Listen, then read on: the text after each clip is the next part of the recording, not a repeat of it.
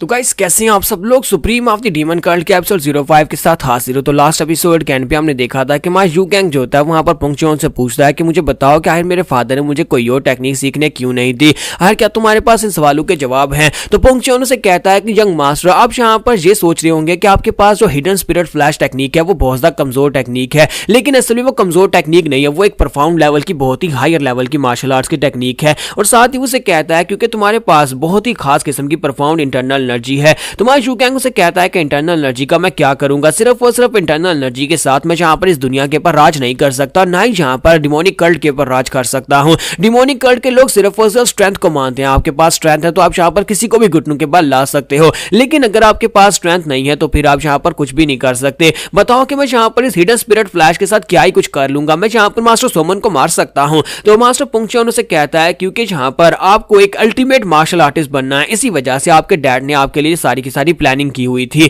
आप यहां पर ये मत सोचें कि आप कमजोर हैं और आपको सिर्फ एक ही टेक्निक आती है, बल्कि आप यहां पर एक अल्टीमेट रूलर बनेंगे और डिमोनिक कल्ट के अपने डैड से भी ज्यादा महान और पावरफुल और क्रूर लीडर बनेंगे। तुम्हारा यू गैंग उठकर खड़ा हो जाता है, गुस्से के साथ से कहता है ये क्या बकवास कर रहे हो, ये सब कुछ कैसे होगा, कहीं तुम्हारा दिमाग तो नहीं खराब हो क्या तुम्हें दिखाई नहीं दे रहा कि मैंने यहां पर इस मार्शल आर्ट्स दुनिया के अंदर अभी तक कदम नहीं रखा, मैंने सिर्फ और सिर्फ एक टेक्निक सीखी हुई है, टेक्निक के साथ मैं यहां पर क्या ही कर लूंगा। तो इसी के साथ ही उसे कहता है कि माय लॉर्ड आपको यहां पर परेशान होने की जरूरत नहीं है, आपको जो कुछ भी चाहिए वो डिमोनिक कल्ट के अंदर बिल्कुल भी नहीं मिलने वाला था, और जो भी आपको चाहिए वो आपको बाहर की दुनिया में मिलेगा, और इसी वजह से मैं आपके साथ हूं और मैं यहां पर आपका गार्डियन बनकर आपको उस जगह के ऊपर लेकर जाने वाला हूं। ये जर्नी आपको सिखाने के लिए है ताकि आपको यहां पर दुनिया के वो सारे स्किल सिखाए जा सके जिनसे आप यहां पर एक सुप्रीम रूलर बन सके।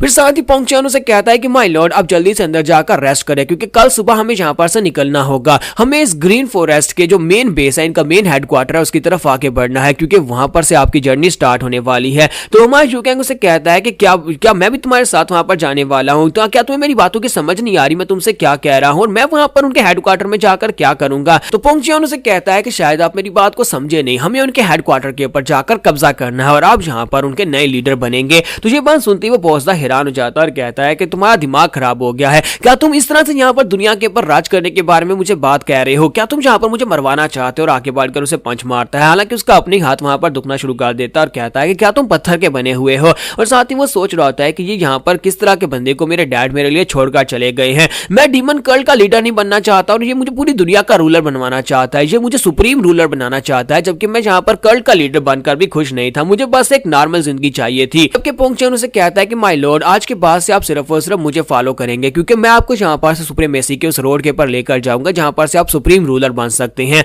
और आपको सिर्फ मेरी बात माननी है। तो नेक्स्ट दिन अगले दिन का दिखाया जाता है, सुबह के वक्त पुंगचोन जो होता है वो घोड़ा गाड़ी के आगे बैठा घोड़ा गाड़ी चला रहा होता है, जबकि हमारा यू गैंग जो होता है वो घोड़े गाड़ी के अंदर बैठा होता है और कहता है कि मेरी मर्जी के बिना मुझे यहाँ पर से लेकर जाया जा रहा है और अब यहाँ पर हम लोग ग्रीन फॉरेस्ट के मेन हेडक्वार्टर की तरफ आगे बढ़ रहे हैं। उनकी गैंग का मेन हेडक्वार्टर जहाँ पर बहुत ही बड़े बड़े बहुत ही पावरफुल मार्शल आर्टिस्ट होंगे और ये चाहता है कि मैं वहां पर जाकर कब्जा करूं।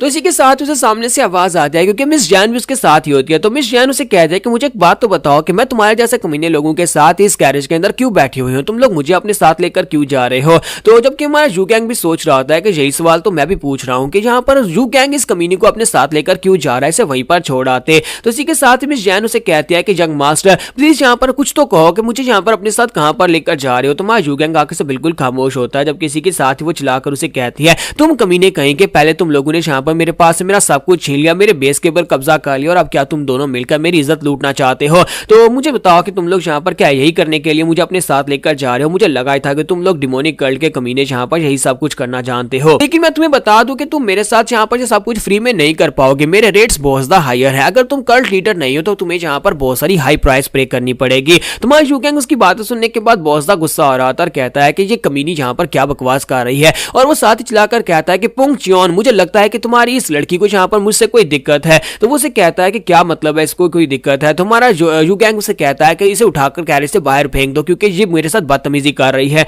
तो यू गैंग वहीं पर अपनी कैरेज को रोकता है, वहां पर वापस आकर दरवाजा खोलकर अंदर की तरफ देखता है। जैसे ही वो अंदर देखता है तो मिस जैन उसे कहती है कि क्या तुम लोगों को वाकई में लगता है कि तुम लोग यहाँ पर इस तरह से मुझे उठाकर अपने साथ ले जाओगे और मेरी जबरदस्ती अपने यंग मास्टर के साथ शादी करवा दोगे या फिर मेरा रेप करोगे या फिर कुछ भी, तुम लोग मेरे साथ ऐसा कुछ भी नहीं कर सकते, तुम लोगों के दिमाग खराब हो गए हैं। जबकि मैं पुंगचोन जो होता है वहां पर उसके सर के ऊपर एक हाथ रखता है, दूसरा हाथ उसकी गर्दन के ऊपर रखता है, वहीं पर से उसकी गर्दन मोड़ देता है जैसा उसने पहले वहां पर उस कैप्टन के साथ किया था। उसके चीखने की आवाज आती है और उसके बाद उसकी गर्दन मोड़कर उसे वहीं पर बिठा बढ़ा देता है और कहता है कि यंग मास्टर मुझे लगता है कि आप ये कुछ देर के लिए यहाँ पर खामोश बैठी रहेगी। तो मैं यूंग वैंग उसे कहता है क्या तुमने इस लड़की को मार दिया, अब तुमने यहाँ पर इसकी गर्दन तोड़ दिया, अब यहाँ पर हम लोग क्या करेंगे, मैंने तुम्हें यहाँ पर इसे गाड़ी से बाहर फेंकने का कहा था और तुमने यहाँ पर इसकी गर्दन मोड़ दी। मसला ये नहीं है कि यहाँ पर शोर मचा रही है, मसला यह है कि तुम मेरी मर्जी के बिना मुझे कहीं पर लेकर जा रहे हो। उसी के साथ ही यू गैंग सोच रहा होता है कि मैंने यहाँ पर इसे ये बात कही है तो अब इसे गिल्टी फील होगा और जो ग्राउंड के ऊपर अपना सर पटकना शुरू कर देगा और मैं इसे रोकूंगा नहीं जब तक कि खुद सर पटक कर वहां पर बेहोश ना हो जाए और उसके बाद मैं यहाँ से भाग कर चला जाऊंगा।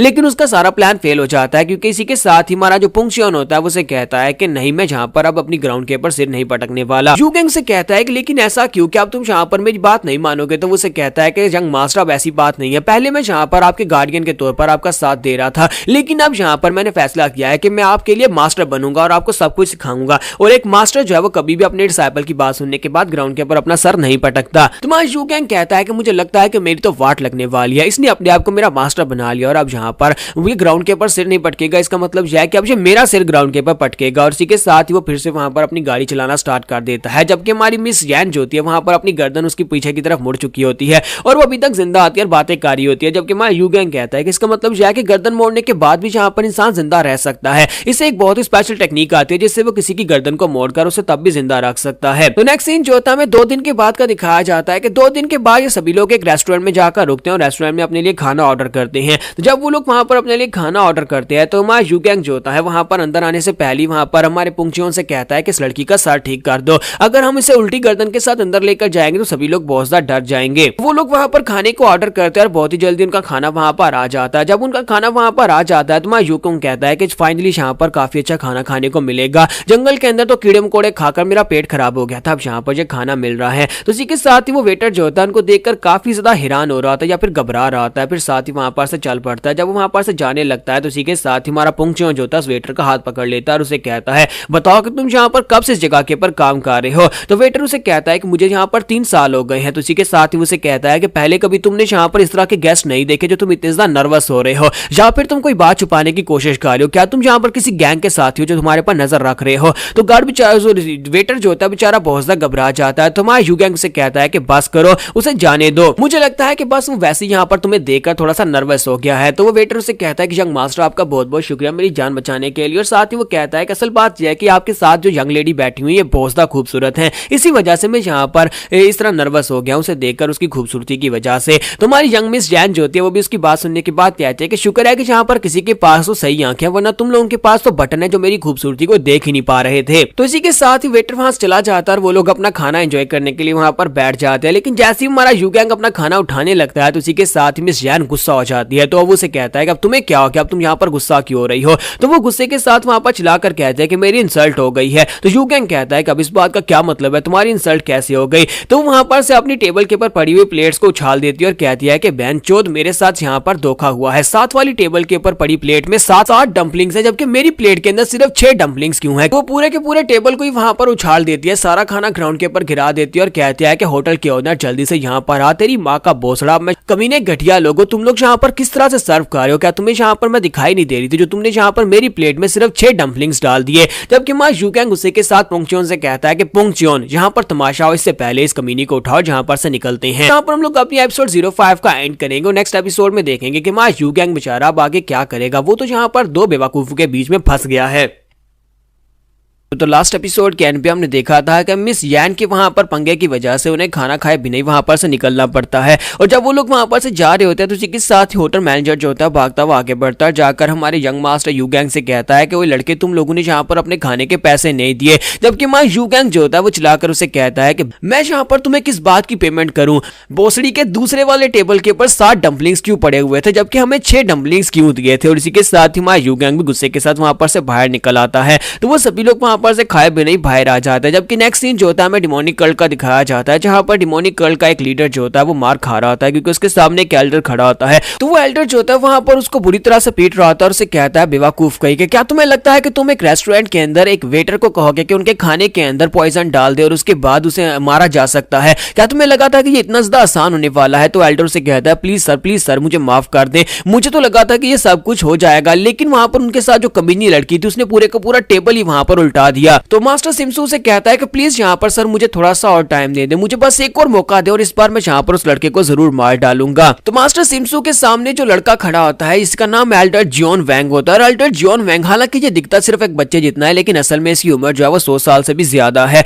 और ये एक बहुत ही पावरफुल कल्टीवेटर भी है। और इसके बारे में ये कहा जाता है कि कभी ये इंसानों को मारकर बहुत ज्यादा यंग है, यानी कि इसकी अपीयरेंस जो है वो इतने साल बुढ़ा होने के बावजूद भी यहाँ पर ये जवान दिखाई देता है, क्योंकि ये जिन लोगों को पकड़ता है उन्हें टॉर्चर करके फिर वजह से ये बहुत ज्यादा यंग है और बहुत ज्यादा खतरनाक भी है। तो मास्टर सिम्सू वहां पर सोच रहा था कि अगर इस बार मैं यहाँ पर मुझे मौका नहीं मिला या फिर अगर मौका मिला तब भी मैं फेल हो गया, तब भी ये मुझे मार डालेगा। तो उसे कहता है कि सर प्लीज मुझे एक मौका दे दे। तो मास्टर जियोन वैंग उसे कहता है तो फिर ठीक है, मैं तुम्हें एक और चांस देता हूँ, ये तुम्हारा आखिरी मौका होगा और अगर तुम यहाँ पर काम नहीं कर पाया तो फिर उसके बाद मेरा तुम्हारे साथ कोई रिलेशन नहीं है, तुम्हें यहाँ पर खुद अपनी जान लेनी पड़ेगी। तो वो कहता है जी सर मैं समझ गया। और इसी के साथ ही नेक्स्ट सीन जो होता है हमें बाहर का दिखाते हैं कि मास्टर सिम्सू जो होता है फिर से वहां पर निकल पड़ता है और कहता है कि मुझे उस कमीने को यहाँ पर किसी ना किसी तरीके से पुंगचियोन से अलग करना होगा। जब तक पुंगचियोन उसके साथ है तब तक मैं यहाँ पर उस लड़के को मार नहीं सकता। तो पुंगचियोन को अलग करने के लिए मैं यहाँ पर जिन और जैंग ट्विन डीमंस को अपने साथ लेकर जाऊंगा और उसके साथ दो लोग होते हैं जो कि ट्विन्स होते हैं। तो वो कहता है कि इन दोनों को मैं एक काम दूंगा कि ये दोनों से अलग करेंगे और उसके बाद हम लोग जाकर उस लड़के को मार डालेंगे। मास्टर सिम्सू को यू गैंग की लोकेशन के बारे में पता होता है कि यू गैंग कहां पर है। वो सामने एक रेस्टोरेंट के अंदर रुका होता है, वहां पर सामने खिड़की खोलकर बैठा होता है। मास्टर जो होते हैं वहां पर से अपने बेस्ट स्नाइपर्स को लेकर आते हैं ताकि उनके पर अटैक करके उसे वहीं पर उसी घर के अंदर मारा जा सके।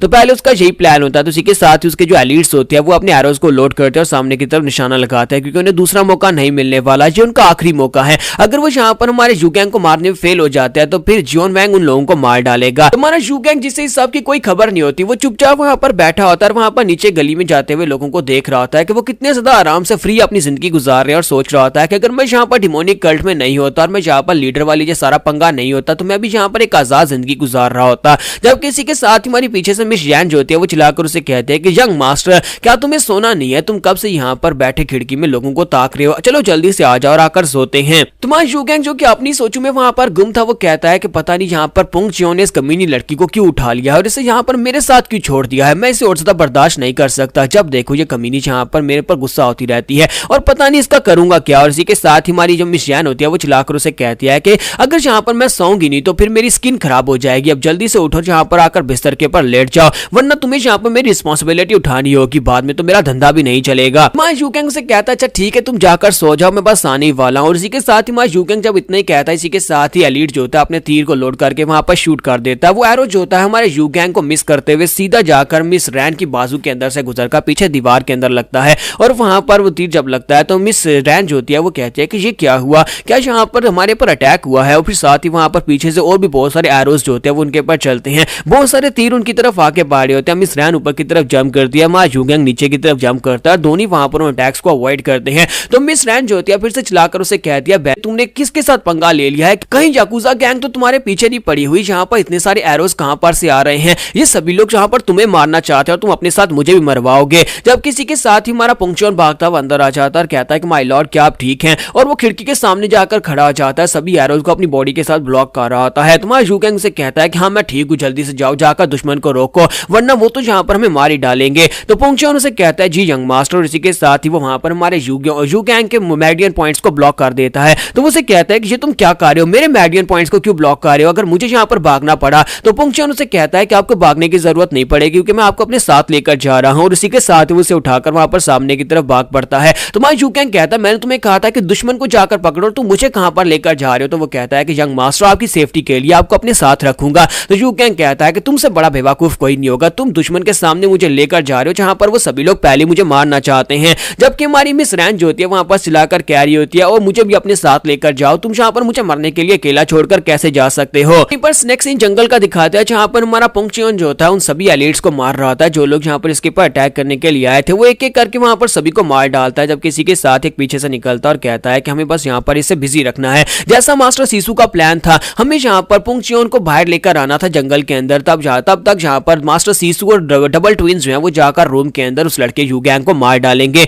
तो इसी के साथ ही वो लोग सोच रहे होते हैं कि उनका मिशन जहाँ पर पूरा होने वाला है, वो आगे की तरफ भागते हुए जा रहे होते हैं। लेकिन उसी के साथ एक जो होता है पीछे घूमकर देखता है तो उसकी नजर वहां पर यू गैंग के ऊपर पड़ती है। तो वो कहता है कि ये क्या, यू गैंग जहां पर है तो फिर मास्टर सीसू और ट्विन एल्डर्स वहां पर किसको मारने के लिए गए हैं। तो इसका मतलब यह है कि हम सभी की तो वाट लगने वाली है। और वहीं पर से हमारा पुंगचोन जो होता है अपनी तलवार को घुमाकर दोनों के ऊपर अटैक करके उन दोनों को भी मार डालता है। तो जबकि यहीं पर से नेक्स्ट सीन जो होता है हमें रूम के अंदर का दिखाते हैं। मास्टर सीसू डबल ट्विंस के साथ वहां पर अंदर पहुंचते हैं। वहां पर पहुंचने के बाद देखते हैं कि वो रूम खाली होता है। तो वो कहते हैं कि ये क्या, वो कहां पर है। तो वो उस लड़की रैन से पूछते हैं कि वो कहां पर है। तो रैन उनको बताती है कि पुंगचोन उस लड़के को अपने साथ लेकर भाग गया है उन दुश्मन को मारने के लिए। फिर साथ ही उनसे कहती है लेकिन तुम लोग तो यहाँ पर हमें मारने के लिए आए ना, फिर तुम यहाँ पर मेरे साथ इतनी तमीज से क्यों बात कर रहे हो। जबकि मास्टर सीसू कहते हैं कि हम लोग लगता है कि फेल हो गए, इसका मतलब यह है कि ये मिशन भी यहाँ पर फेल हो गया है। जैसे ही वो इतनी बात करता है इसी के साथ उसे याद आता है कि मास्टर चियोन वैंग ने उसे कहा था कि अगर इस बार तुम फेल हुए तो फिर हमारा फैमिली कोई रिलेशन नहीं है, यानी कि तुम्हें खुद अपनी जान लेनी पड़ेगी वरना मैं यहाँ पर तुम्हें मार डालूंगा।